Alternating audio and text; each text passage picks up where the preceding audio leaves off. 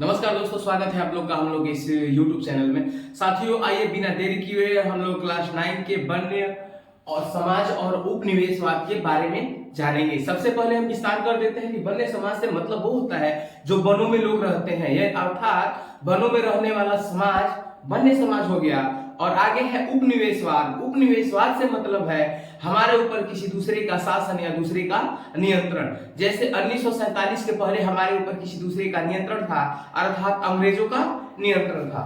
आइए बिना देरी किए हम लोग जानते हैं। लिखा है, क्या लिखा है चैप्टर में? जीविका, अर्थव्यवस्था और समाज। कहने का मतलब है कि हम लोग जब अपना जीवन चलाते हैं तो उसको चलाने के लिए कुछ व्यवस्थाएं होती हैं। जीविका, जिसपे हम लोग जीवित रहते हैं, उसका क्या होता है? एक साधन होता है अर्थव्यवस्था। यानी हम लोग जहां पे रहते हैं ना, हमारी नींव कैसे रखी जाती है, क्या क्या आवश्यकताएं हैं, क्या क्या आवश्यकताएं नहीं है, इसके लिए अर्थव्यवस्था। आगे है समाज, अर्थात वह समाज जो इनके बिना नहीं चल सकता। जीविका के बिना हम लोग नहीं चल सकते, अर्थव्यवस्था के बिना भी नहीं चल सकते, क्योंकि अर्थव्यवस्था नहीं होगी तो हमारा जीवन संभव नहीं है। हमारे यहाँ कमाने वाला कोई नहीं होगा तो संभव नहीं है। ठीक है, आइए हम लोग बिना देरी किए इसके बारे में विस्तृत अध्ययन करेंगे। लिखा है हम जीविका और अर्थव्यवस्था के बारे में जानेंगे। यहाँ हम इस बात पर विचार करेंगे कि आधुनिक विश्व में वनवासियों और चरवाहों समूहों की जिंदगी में किस तरह के बदलाव आए। अर्थात कहने का मतलब यह है कि जो आधुनिक जीवन है और जो लोग चरवाह से मतलब होगा जो भेड़ बकरियां पालन करके या पशुओं का पालन करके अपना जीवन चलाते थे, उसके उनके जीवन में क्या परिवर्तन आ रहे हैं और क्या परिवर्तन नहीं आ रहा है। ठीक है, लिखा है, एक मिनट,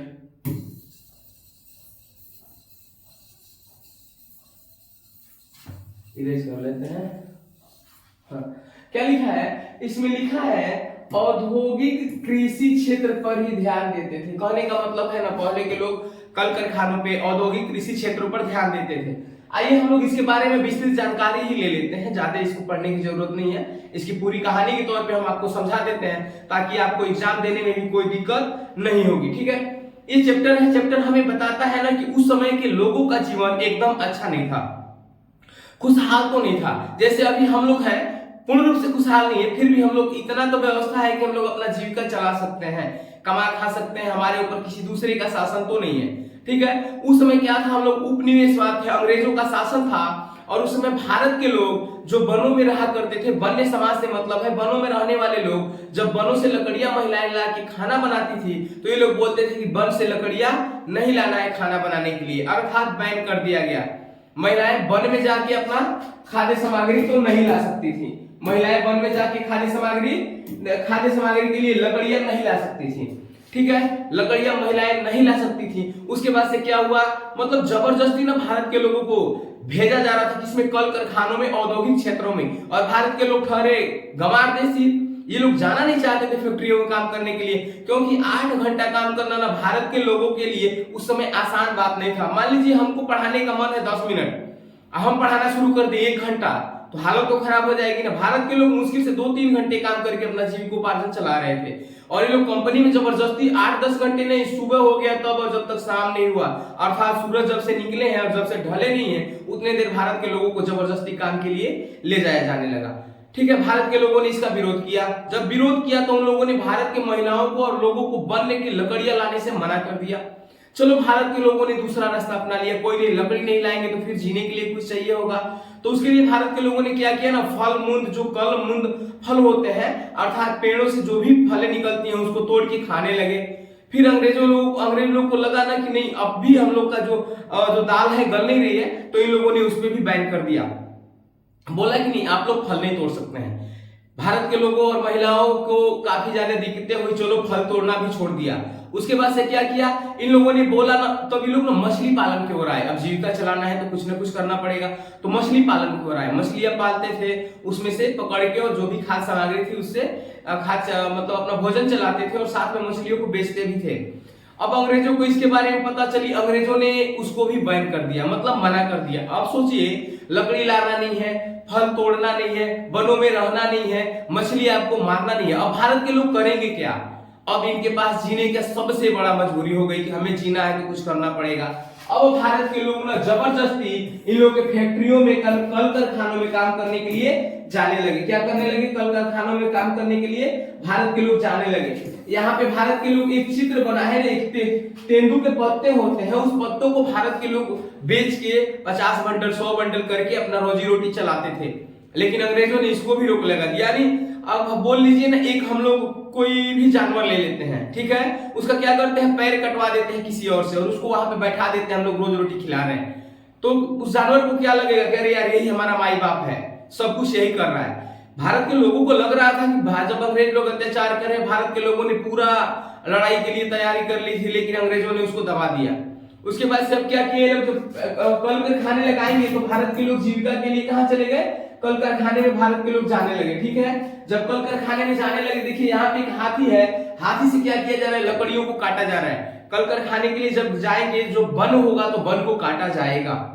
अभी तक इस पूरी दुनिया में सबसे ज्यादा अगर कोई जीवित जीव मतलब जीवित जीव या जीवित पौधे अत्याचार से है तो वन है।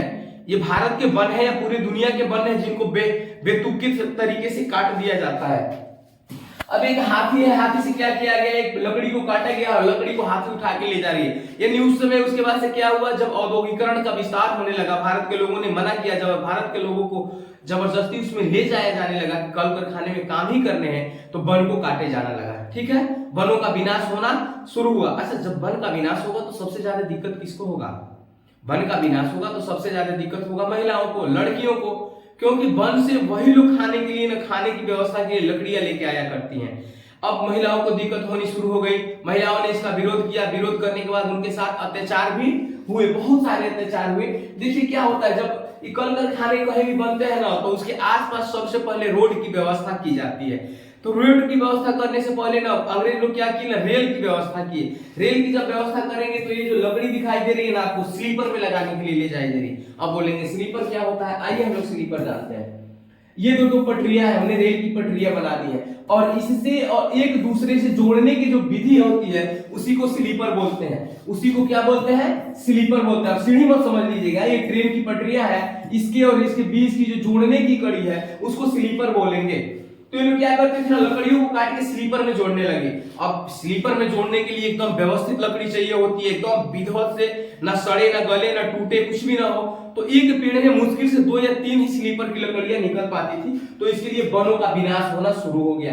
ठीक है, देखिए लिखा है ना 3500 पेड़ स्लीपरों के लिए काटे गए, सॉरी 35,000 पेड़ प्रति वर्ष स्लीपरों के लिए काट दिए जाते थे। अब बताइए 35,000 पेड़ कम तो नहीं हुआ, वो भी स्लीपर बनाने के लिए हर वर्ष काटा जाने लगा। दशक क्या था, 1850 का था। लिखा है क्या, तो ठेकेदार ने बिना सोचे समझे काटना शुरू कर दिए थे। महिलाओं ने इसका विरोध किया। सारा मतलब ये होता किसकी वजह से, तो रेल के लाइनों की वजह से। यानी भारत के लोग इसका भी विरोध करने लगे कि वन को ना काटा जाए।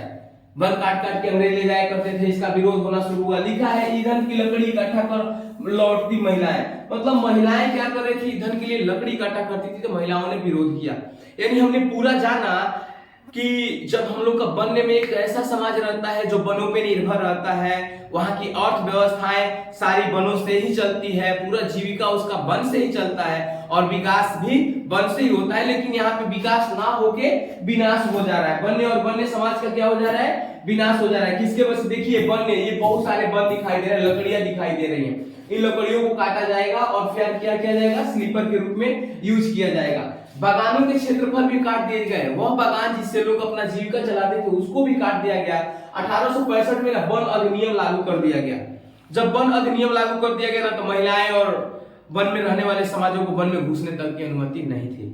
अब ये लोग क्या करेंगे, तो इन लोगों ने ना एक और काम कर लिया, घुमंतु खेती करना शुरू कर दिया। अच्छा, घुमंतु खेती किसको बोलेंगे, घुमंतु खेती से मतलब होता है एक जगह, मान लीजिए हम लोग का यहाँ पे घर है हमारे गांव में, अब हम लोग को कृषि करना है तो एक जगह से एक जगह दूसरी जगह जाएंगे, यहाँ पे खेती कर लेंगे, वहां पे जो खरपतवार उगेंगे उसको छोड़ देंगे, यहाँ से निकल के फिर हम लोग दूसरी जगह आ जाएंगे। कहने का मतलब है फसल काट के खरपतवार को छोड़ देंगे, फिर दूसरे जगह जाके कृषि करेंगे, यहाँ का फसल काटेंगे, यहाँ पे खरपतवार छोड़ देंगे, फिर दूसरे जगह आएंगे, कृषि करेंगे, फल अनाज अनाज लेंगे और फिर इसको छोड़ देंगे। ऐसे करके फिर हम अपने पुराने जगह पे पहुंचेंगे और एक बार आएंगे तो यहाँ पे जो वन उग गया होगा या खड़ा हो गया होगा उसको काटेंगे, काटने के बाद से उसको जला देंगे, जलाने के बाद से फिर से खेती करेंगे।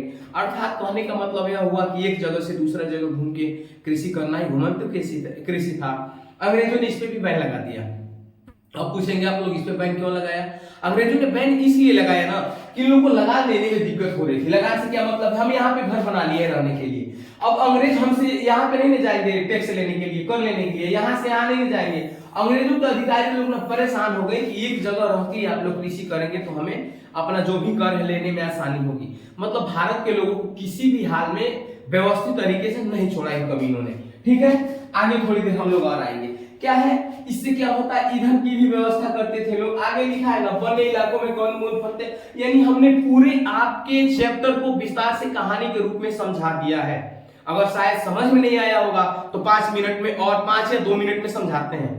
क्या होता है, एक वन्य समाज होता है हमारा, एक ऐसा समाज जो वन में रहता है, उससे अपना जीविकोपार्जन चलाते हैं।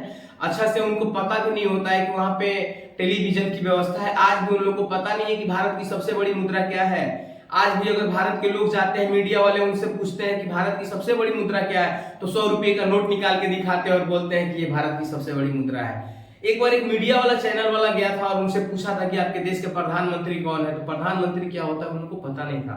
तो एक ऐसा समाज जो हमारे समाज से अनभिज्ञ है, यानी उसको कुछ भी पता नहीं है, वो सिर्फ वनों के बारे में जानता है, वनों का महारत हासिल है, या वनों का राजा हम बोले, एक ऐसा समाज जो वनों में रहता है, वनों में रहता है, खाता है, पीता है और उसके समाज के बारे में जानता है, ये वन्य समाज हो गया।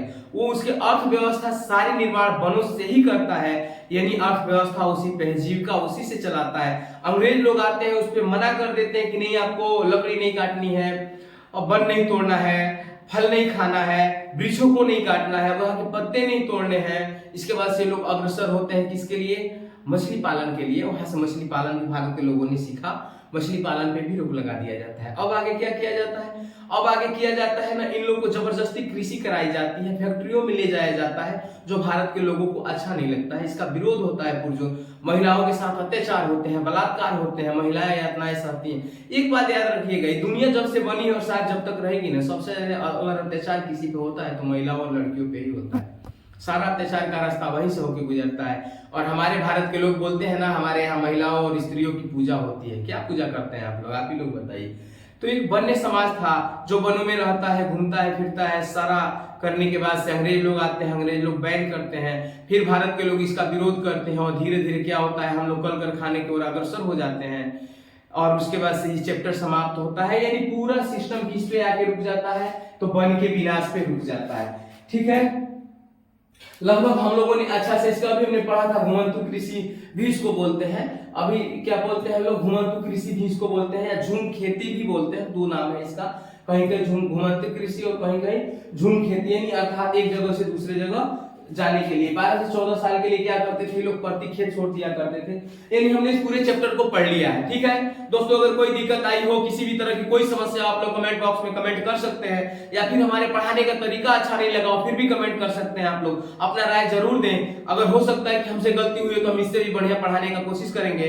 दोस्तों अगर वीडियो अच्छा लगे तो लाइक, शेयर और सब्सक्राइब जरूर करें, इससे हम लोग को मोटिवेशन मिलेगा। जय हिंद साथियों।